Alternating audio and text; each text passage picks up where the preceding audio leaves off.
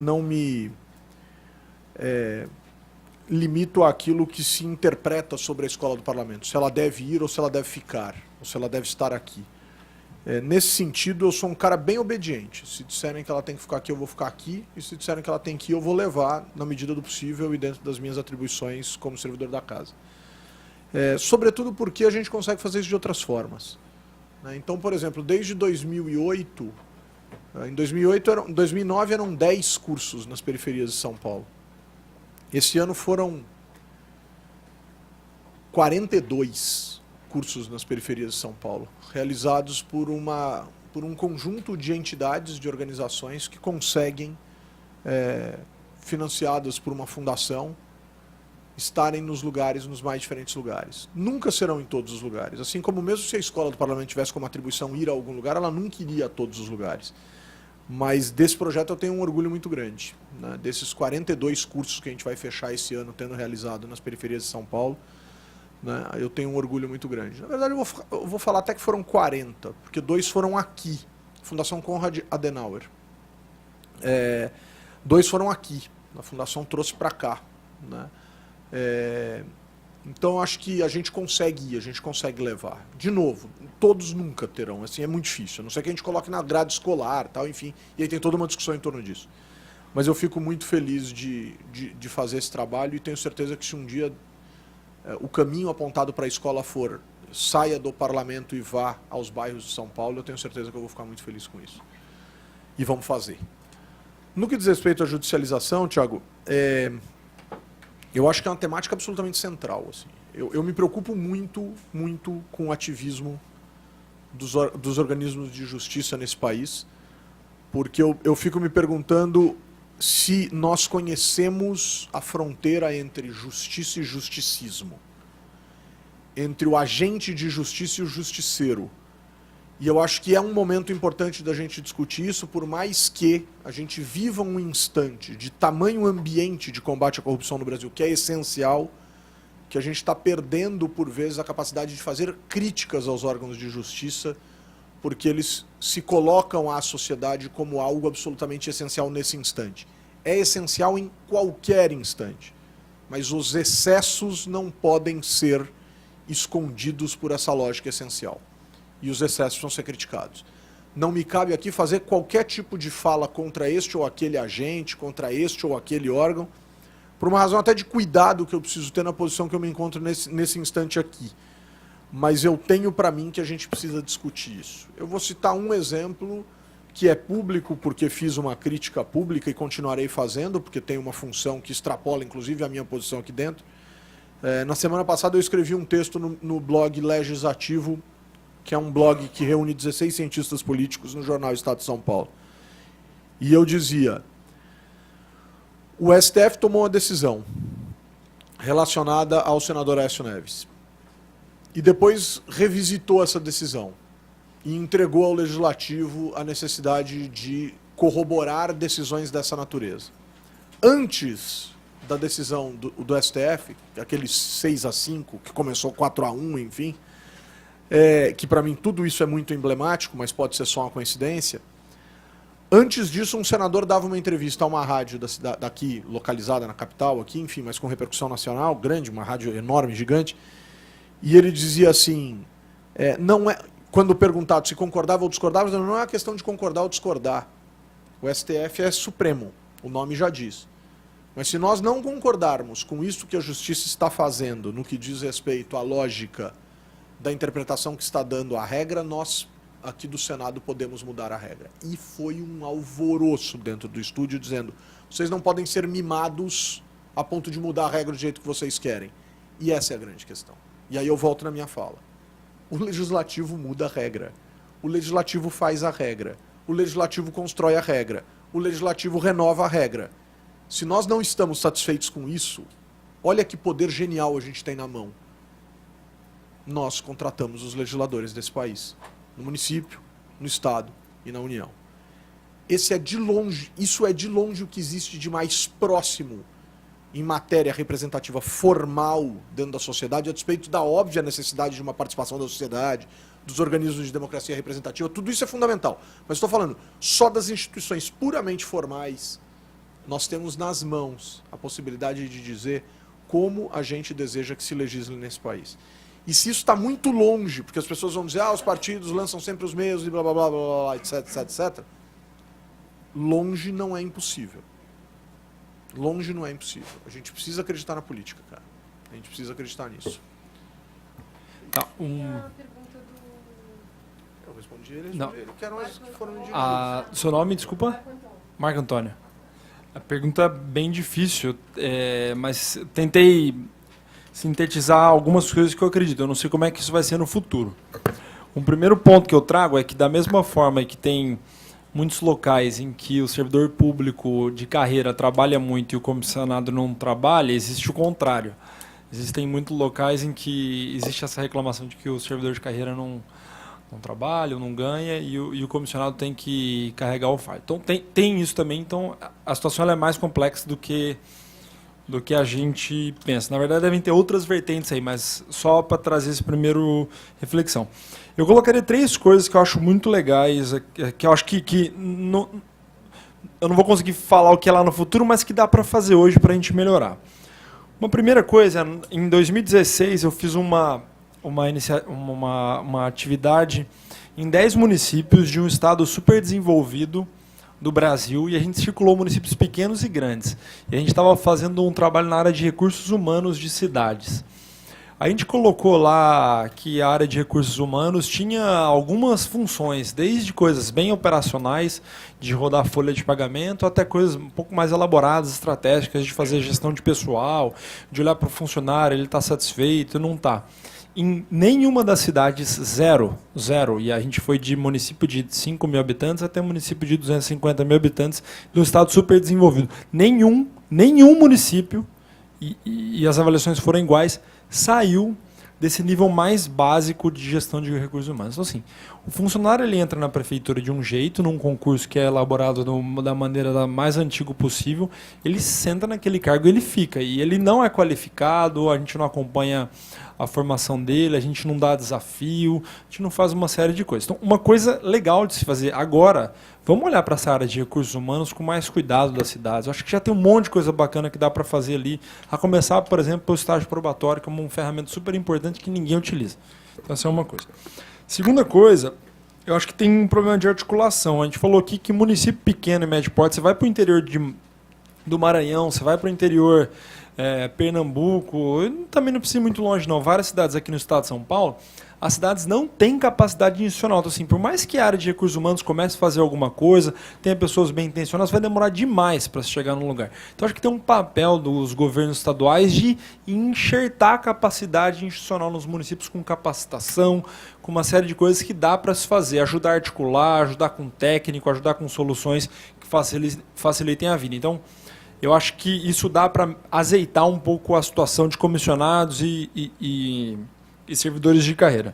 E um terceiro ponto, que para mim é o mais importante, o mais curto prazo, está na nossa mão, e aí 100% dos municípios que a gente foi e fez esse projeto, a gente descobre vários diamantes lá que precisam ser lapidados. Pessoas que são super qualificadas, bem intencionadas e que estão largadas dentro da administração pública, sem desafio, sem motivação, sem sistema, um sistema assim, sabe aquela melhoria que se você ligar para o técnico, para ele vir fazer, mexe que só para ele tirar um relatório, que ele vai poder acompanhar a sua arrecadação, a sua despesa de saúde muito bem e vai poder gerar um monte de eficiência. Tem um monte de coisa. Em 100% das cidades que eu já fui e fiz projeto, a gente acha pessoas brilhantes, super motivadas, o Thiago está aqui, não me deixa mentir, que realmente se dá a mão, ajuda um pouco, as pessoas transformam. Então, eu acho que a coisa mais de curto prazo, assim, se a gente tiver um bom líder no município que pega as pessoas, valoriza, vai lá, vai na área, conversa, pergunta onde está a dificuldade, acho que a gente já consegue melhorar muito a nossa situação. Então, não sei como é que vai ser no futuro, mas se a gente olhar para essas 3 coisas, eu acho que é bem legal. Não sei se meus colegas têm outros comentários. Eu só queria fazer um comentário com relação a essa pergunta. De fato, tem um abuso com relação ao uso dos cargos em comissão. Porque, segundo a legislação, esses cargos deveriam ser criados por uma função de comando.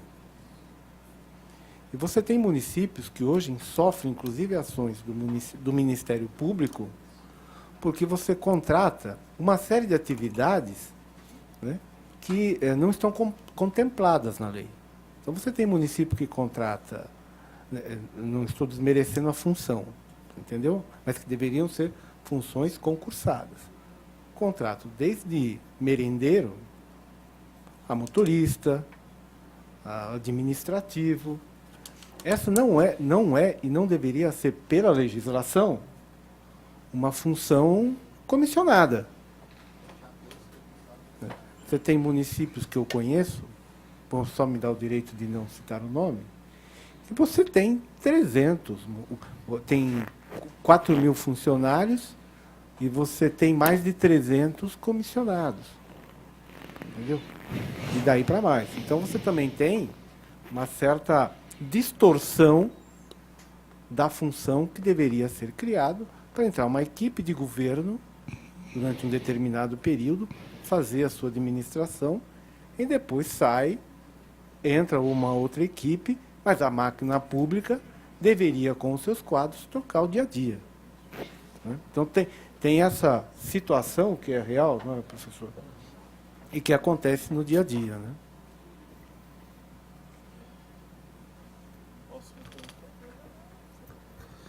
Muito bem. Bom, então também, como os colegas colocaram, nós vamos ter essa disputa ad infinitum, né, entre cargo em comissão e funcionalismo público.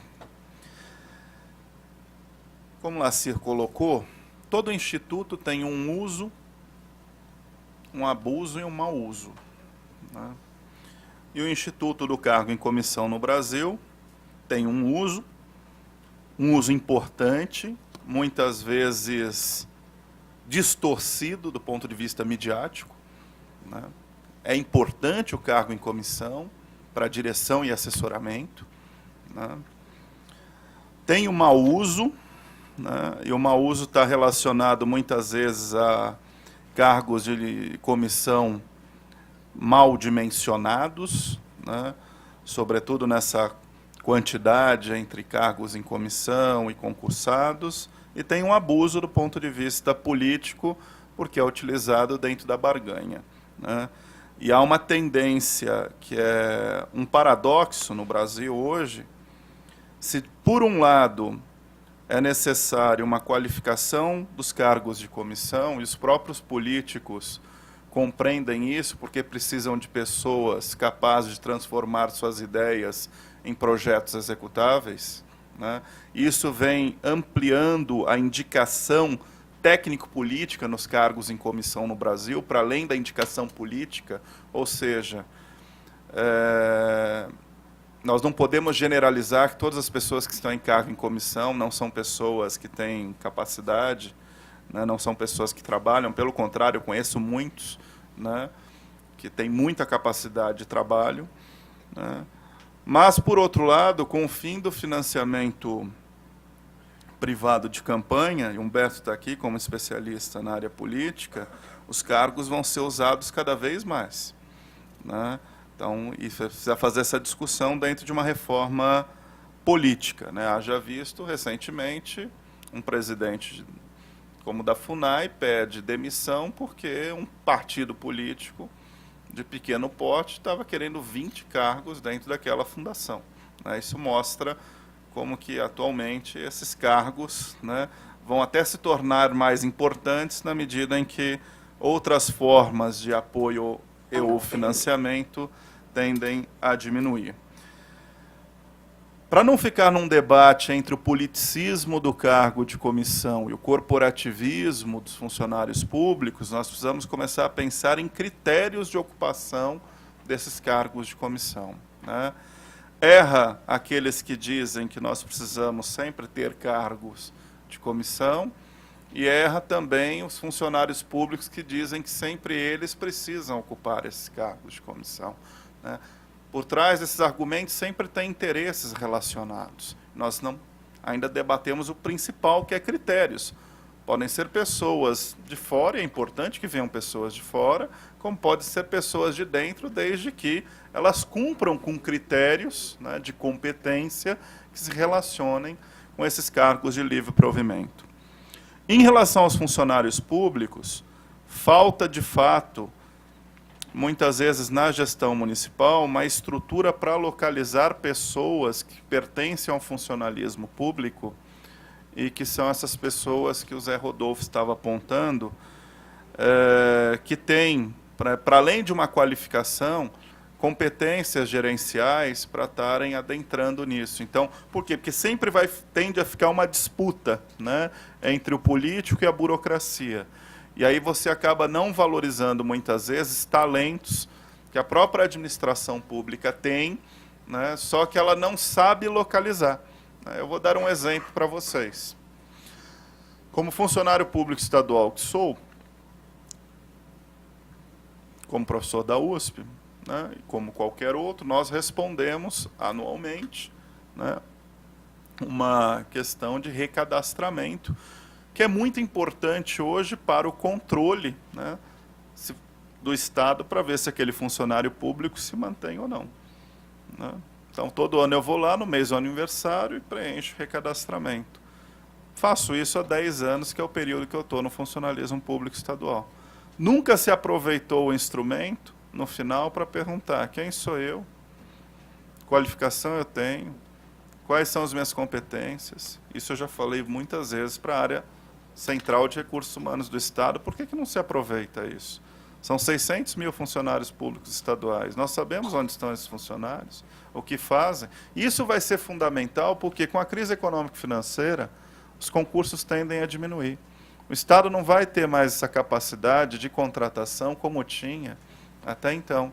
Nós vamos ter que começar a trabalhar um processo de realocação de funcionários. Inclusive, nós vamos ter que flexibilizar a legislação para começar a fazer esse processo, né, de realocação de funcionários. Isso passa por uma próxima reforma administrativa, né, porque existem limitações. Muitos municípios já ultrapassaram o limite prudencial da Lei de Responsabilidade Fiscal. Isso é só para trazer uma discussão, né? Mas essa discussão ela tem que ir para além, né, dos interesses entre o comissão e o funcionalismo público, né, e discutir, né, para além do interesse de cada um, qual é de fato o interesse público.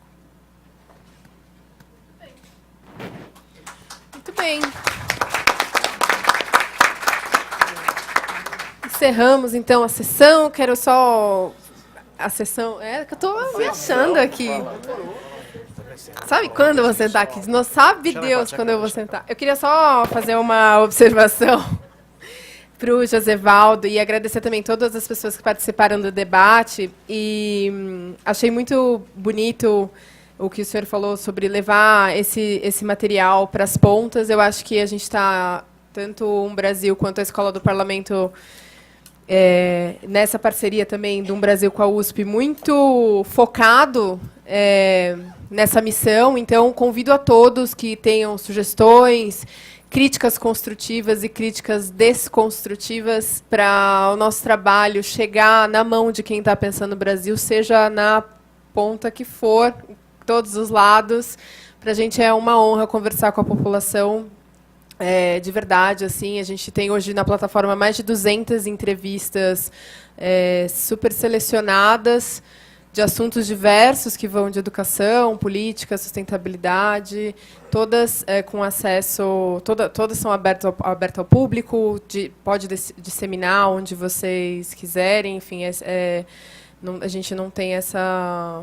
enfim, é sempre gratuito e aberto. E a gente também tem um trabalho focado com essas parcerias tanto com a Escola do Parlamento como com a USP, agora as próximas parcerias com universidades, não é, professores? E contem conosco, assim, o que a gente puder também levar para a comunidade de vocês, para as escolas e para as universidades, enfim, para as comunidades, ONGs, para a gente vai ser uma honra comunicar ali dentro, tá bom? Muito obrigada, boa noite a todos e todas. Deixa eu só completar um segundo. Respondendo a pergunta de que temos que qualificar os subprefeitos, as câmaras, vamos mandar os pendrives para eles, não é isso? Então.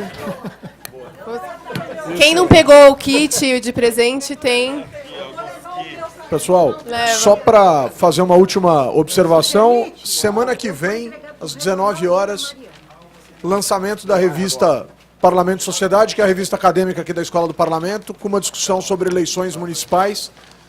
E agradecer muito a Bárbara, que é a nossa colaboradora da Escola do Parlamento, que tem dado sequência e permitido que a gente esteja aqui sempre. Bárbara, obrigado, sempre uma satisfação contar com o seu trabalho.